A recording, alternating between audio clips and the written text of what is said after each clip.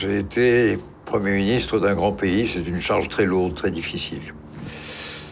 Mais j'ai eu de l'exaltation à la faire.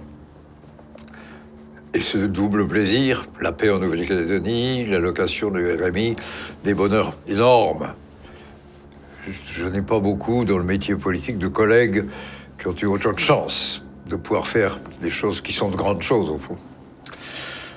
Et puis au bout de 3 ans à peine, 3 ans et 5 jours, ma démission m'a été demandée. C'était un malheur, une circonstance terrible. Mon expérience n'est que française, mais elle vaut pour bien d'autres pays. Est-ce qu'elle m'autorise à donner des conseils? Je ne suis pas sûr.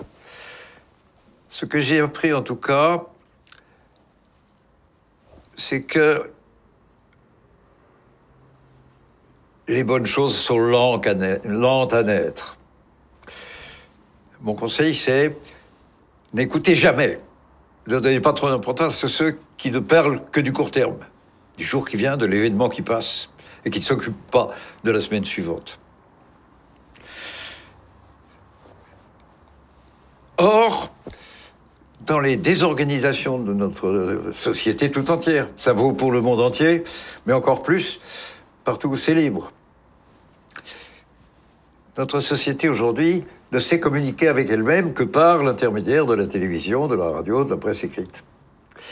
On appelle ça les médias, je ne sais pas pourquoi. Ces médias ne s'occupent que de l'instant présent. Ils interdisent de penser à long terme. Ou planter un arbre. C'est pas la peine de tirer dessus pour qu'il pousse plus vite. Il lui faut le temps. Vous avez besoin que cet arbre pousse.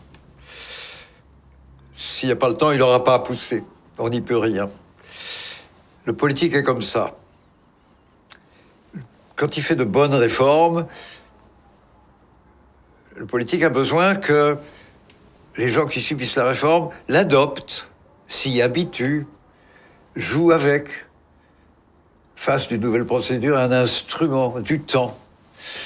Quiconque ne donne pas le temps au temps se trompe.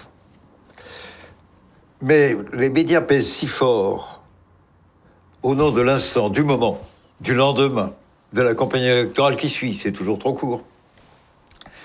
Cela se trompe gravement. Ils font une fonte contre l'humanité que de ne pas respecter le temps long.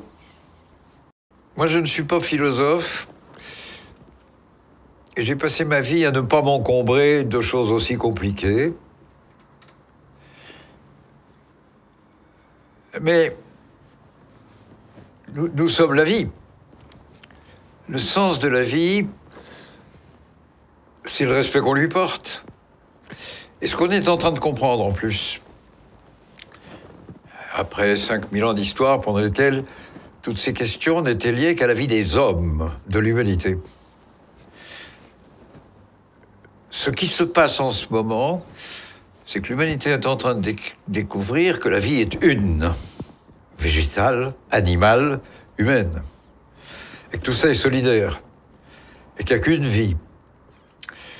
Et probablement aujourd'hui, le sens de la vie, c'est la prise de conscience de cette unité de la vie, dans laquelle l'humanité n'a plus le droit de continuer à ne s'occuper que d'elle-même, ce que même ces philosophes ont longtemps fait pendant des milliers d'années.